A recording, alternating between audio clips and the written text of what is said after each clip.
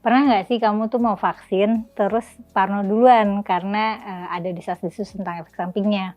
Atau mungkin pernah nggak kamu takut mau vaksin karena kata orang-orang itu mengandung babi gitu? Atau karena belum disertifikasi halal? Penolakan terhadap vaksin itu memang masalah global ya, alasannya ada banyak, tapi umumnya orang ragu karena takut sama potensi efek samping atau kemakan sama teori konspirasi. Dulu pernah muncul isu vaksin menyebabkan autisme, dan Presiden Trump bahkan menaikkan isu ini lagi kemarin. Tapi ini langsung dibantah ya sama WHO karena kenyataannya vaksin itu sudah terbukti aman, terbukti menyelamatkan jutaan nyawa gitu. Dan keefektifan dan dampak positif vaksin itu udah banyak banget dibuktikan secara luas. Di Indonesia, alasan menolak vaksin juga beragam. Salah satunya ya ketakutan kalau penggunaan vaksin itu berlawanan dengan aturan agama. Jadi urusannya bukan cuma sekedar soal aman atau enggak, tapi soal halal haram atau soal melawan takdir Tuhan gitu. Dan mungkin soal status halal haram ini ya yang paling diprioritaskan. Apalagi Majelis Ulama Indonesia juga udah masuk dalam ranah ini dengan mengeluarkan fatwa-fatwa tentang masalah medis termasuk imunisasi. Imunisasi itu boleh, yang nggak boleh itu kalau vaksinnya berasal dari zat yang haram. Imunisasi jadi wajib kalau nggak ada pilihan lain lagi yang bisa menyelamatkan hidupnya kecuali dia vaksin gitu. Nah, polemik vaksin yang paling geger itu adalah munculnya isu vaksin mengandung babi. Nah, isu ini kemungkinan pertama kali muncul pada tahun 2009, tapi kalau ternyata udah pernah muncul sebelum ini, kasih tahu ya di kolom komentar gitu. Jadi pas 2009 itu calon jamaah haji di Sumatera Selatan diminta vaksin meningitis. Terus LPPOM MUI setempat menemukan bahwa vaksin tersebut mengandung enzim dari babi. Tapi akhirnya diperbolehkan karena keadaannya diklaim darurat. Isu vaksin mengandung babi ini terulang lagi di tahun 2018 ketika Indonesia lagi gencar-gencarnya melakukan imunisasi campak dan rubella. Waktu itu MUI di sejumlah daerah seperti Riau dan Kepulauan Riau itu nyuruh otoritas pemerintah untuk nunda vaksinasi karena belum dicek kehalalannya. Terus ketika sudah difatwakan, presentasi vaksin di beberapa wilayah justru anjlok. Di Aceh bahkan sampai cuma pada angka 8% aja. Terus pas pandemi COVID-19 kemarin, heboh lagi dong isu vaksin babi ini. Vaksin AstraZeneca itu sempat dinyatakan mengandung unsur babi oleh LPPOM MUI, tapi kemudian dibantah oleh pihak produsennya. MUI kemudian mengharamkan penggunaan vaksin ini, tapi pada saat itu akhirnya diperbolehkan penggunaannya karena sedang dalam kondisi darurat. Ya gimana nggak darurat ya, ada banyak banget orang mati karena COVID gitu. Tapi gini, pertanyaannya emang beneran ya vaksin itu beneran mengandung babi gitu? Emangnya itu babi guling gitu? Enggak. Jadi kalau ditelusuri sebenarnya ya nggak segampang itu ya nyebutnya. Dalam proses produksi vaksin memang ditambahkan enzim tripsin yang biasanya diperoleh dari pankreas babi. Nah ini dipakai untuk memisahkan sel dari cawan, tapi enzim ini nggak menjadi bagian dari vaksin itu sendiri. Setelah dipakai jadi alat pemisah, ya kandungan tripsinnya hilang. Enzim tripsin ini gunanya apa? Gunanya dia supaya bisa memisahkan sel yang berfungsi sebagai inang si virus. Dan perlu diingat juga bahwa nggak semua vaksin memakai enzim ini. Kalaupun harus ditunda dulu karena dicek ada babinya nggak nih vaksinnya. Ya sebenarnya zat ini kan nggak ada kaitannya dengan efektivitas vaksin itu sendiri. Baik sebelum difatwa haram maupun setelahnya nggak akan mengubah fakta kalau vaksin ini punya dampak positif terhadap kesehatan. Gitu. Di tengah masyarakat kita yang menggantungkan keputusan hidup lewat halal haram, ya masalah ini tentu bisa menghambat perlindungan hidup ya. Vaksin terbukti menciptakan kekebalan kelompok atau herd immunity, melindungi yang rentan dan mencegah wabah meluas. Kalau penolakannya hanya berlandaskan rasa takut dosa gitu, atau takut melawan takdir Tuhan gitu, atau ngerasa badan kita tuh sudah diciptakan sempurna gitu, bisa sembuh sendiri gitu. Tapi nggak ada bukti ilmiahnya, ya akibatnya bisa fatal bagi keselamatan banyak orang.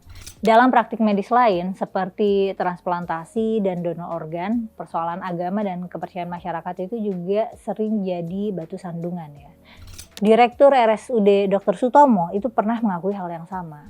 Dalam diskursus Islam, pandangan ulama tentang donor organ dari orang yang sudah mati itu juga beda ya, beda-beda. Ada yang membolehkan transplantasi dengan syarat tertentu, seperti harus ada izin dari donor, nggak boleh merugikan orang lain, dan dilakukan dalam kondisi darurat untuk menyelamatkan nyawa. Tapi ada juga yang mengharamkan dengan alasan bahwa transplantasi itu mereduksi kehormatan jasad manusia gitu.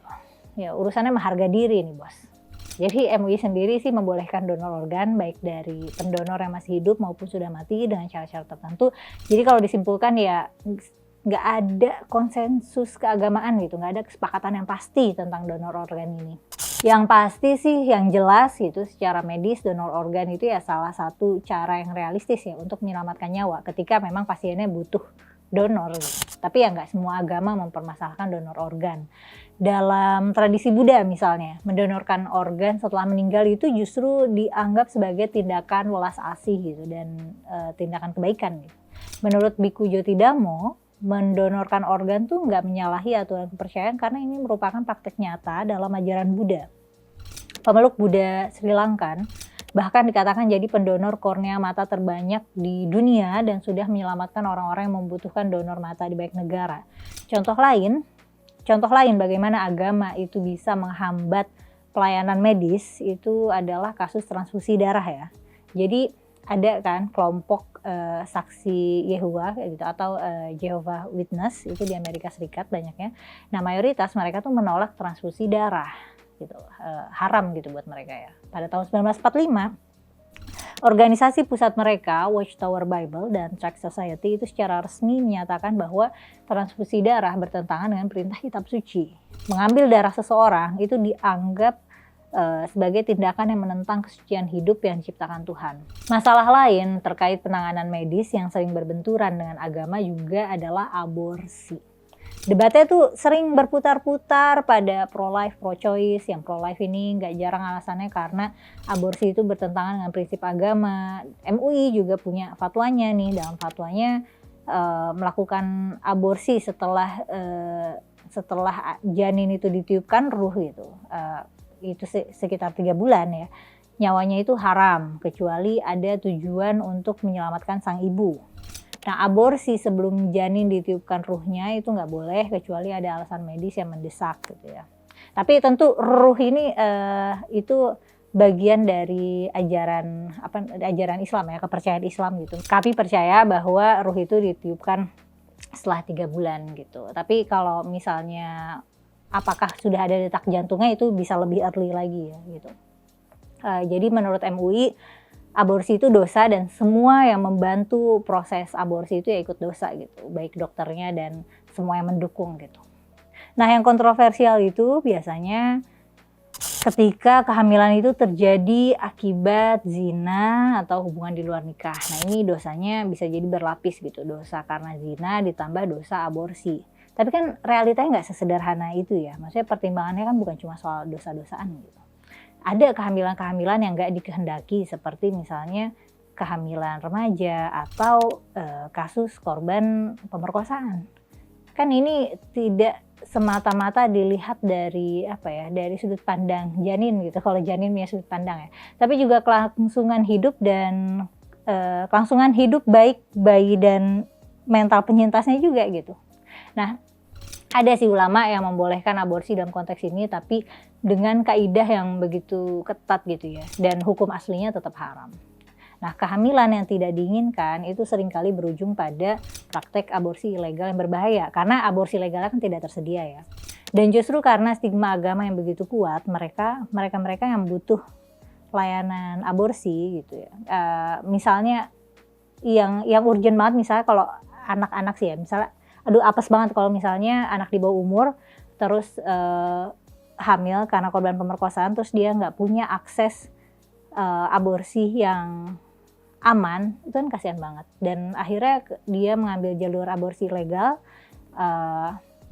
nyawanya terancam, akhirnya ya hasilnya gitu, angka kematian ibu, bayi terlantar, dan siklus kemiskinan itu bisa makin tinggi gitu. Dan karena kan salah satu alasan utama ibu tidak siap menjadi ibu tidak siap melahirkan janin karena nggak siap secara ekonomi kan. Dan kalau dibiarkan lahir jadinya siklus kemiskinan ya semakin awet gitu. Dan belum lagi proses pemulihan korban kekerasan seksual juga jadi terhambat. Dia belum pulih dari pemerkosaannya terus harus jadi ibu ngurusin anak dari pemerkosanya itu. Jadi ketika persoalan ini hanya dilihat lewat kacamata dosa nggak dosa, yang terabaikan adalah aspek keselamatan nyawa dan masa depan perempuan yang terjebak dalam situasi sulit, termasuk juga masa depan janin jadinya. Nah terus lagi juga dalam penanganan kasus HIV, ketika dibenturkan dengan agama, biasanya sering dikaitkan dengan hubungan seks di luar nikah atau hubungan seks homoseksual. Karena udah dianggap dosa nih ya, jadi ya udah dianggapnya itu HIV itu kayak semacam azabnya gitu, ganjarannya, penyakit azab gitu. Padahal semua orang bisa berisiko kena HIV kalau nggak menerapkan seks yang aman, seks yang bertanggung jawab, dan seks yang jujur ya. Entah gimana kok bisa kejebak konspirasi seolah-olah HIV ini penyakit eksklusif yang cuma nyasar kelompok tertentu. Ya nggak heran karena dalam sebuah penelitian review tentang persepsi orang terhadap HIV, ada yang menganggap kalau HIV AIDS ini penyakit impor dari barat. Nah, emangnya negara muslim itu lebih rendah persentase HIV AIDS-nya? Ada memang penelitian di Afrika yang menemukan korelasi antara rendahnya prevalensi HIV dengan besarnya populasi muslim, tapi ini bukan berarti dampak langsung dari agama ya, nggak bisa juga diterjemahkan bahwa Islam itu solusi HIV gitu, nggak gitu ya kenyataannya. Penelitian lain juga menunjukkan prevalensi HIV itu naik dan berisiko di beberapa negara mayoritas muslim seperti Malaysia, Indonesia, Iran, Bangladesh, dan itu karena lebih berkaitan dengan faktor sosial kayak kemiskinan, pendidikan, dan pengucilan sosial gitu, dan diskriminasi. Jadi narasi agama yang hanya menekankan soal dosa itu sering bikin edukasi publik terlambat gitu. Jadi bukannya membicarakan yang penting gitu, seperti yang esensial gitu ya, seperti pencegahannya, pengobatannya gitu, atau tesnya, penelitiannya. Nah yang terjadi malah penghakiman moral gitu. Nah akibatnya orang takut dong, takut untuk terbuka, takut periksa kalau nemu gejala, takut mencari bantuan medis karena takut distigma oleh masyarakat. Kalau begini terus ya angka penularan gak akan turun-turun. Padahal pendekatan kesehatan publik itu sudah jelas bahwa yang kita butuhkan itu ya bukan polisi moral, tapi edukasi seks yang komprehensif, yang terbuka dan realistis gitu. Nah, tanpa itu HIV akan terus dilihat sebagai ganjaran dan bukan sebagai persoalan medis yang bisa ditangani dengan ilmu pengetahuan. Kita mungkin bisa ya belajar dari kasus HIV di Thailand. Kita mungkin bisa belajar dari sini. Negara ini menunjukkan bahwa komitmen pemerintah, komitmen pemerintah yang kuat dan juga kerjasama dengan masyarakat sipil itu bisa merespon kasus HIV dengan baik. Thailand berhasil menurunkan angka infeksi HIV secara drastis sejak awal 90-an melalui program seperti promosi penggunaan kondom terutama dalam industri seks, terus ngasih tes gratis buat semua wanita hamil untuk menghindari transmisi dari ibu ke anak, sampai perluasan akses terapi antiretroviral yang ditanggung negara.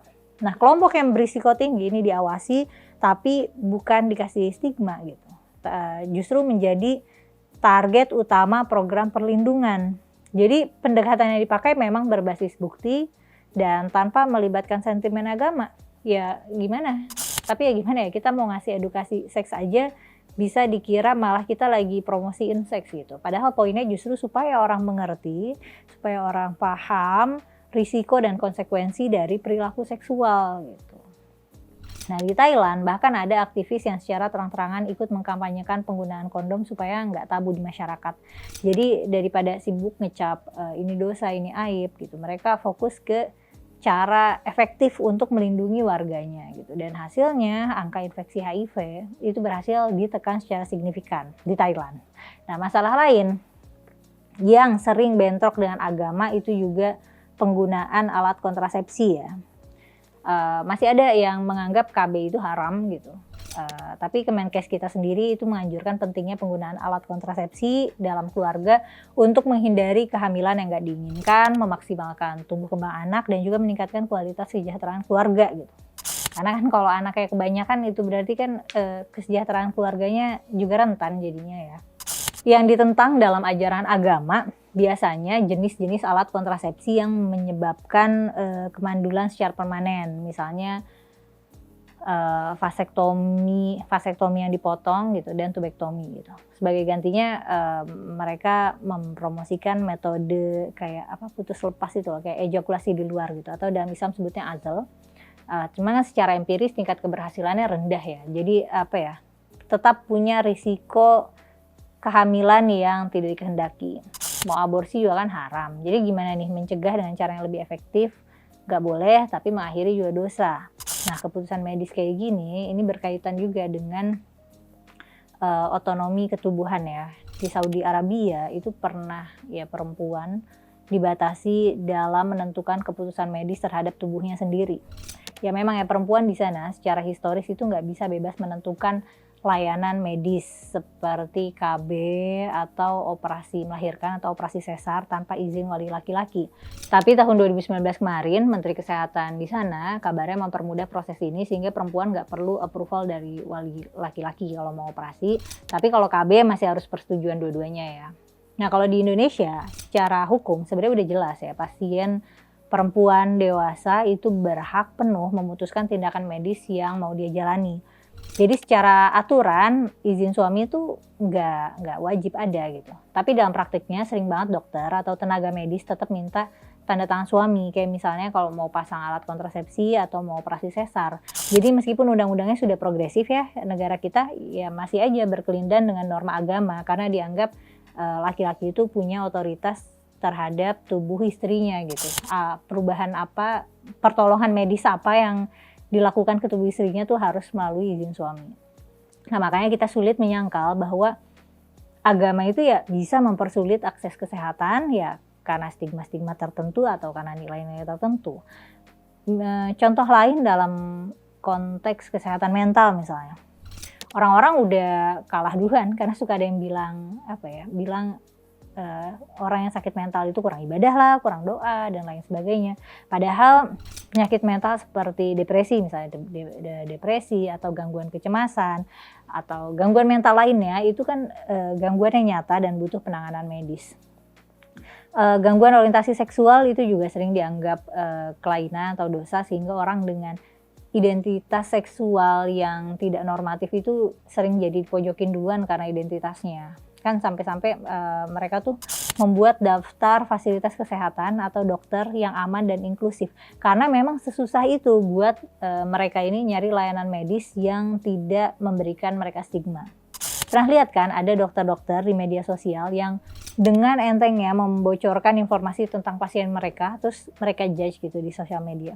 Nah yang gini biasanya orang-orang yang misalnya yang dijudge itu ya, yang ketahuan punya penyakit seksual atau yang berhubungan seksual di luar nikah, hamil di luar nikah, atau kasus hamil anak kayak anak atau remaja gitu, pemerkosaan atau prostitusi.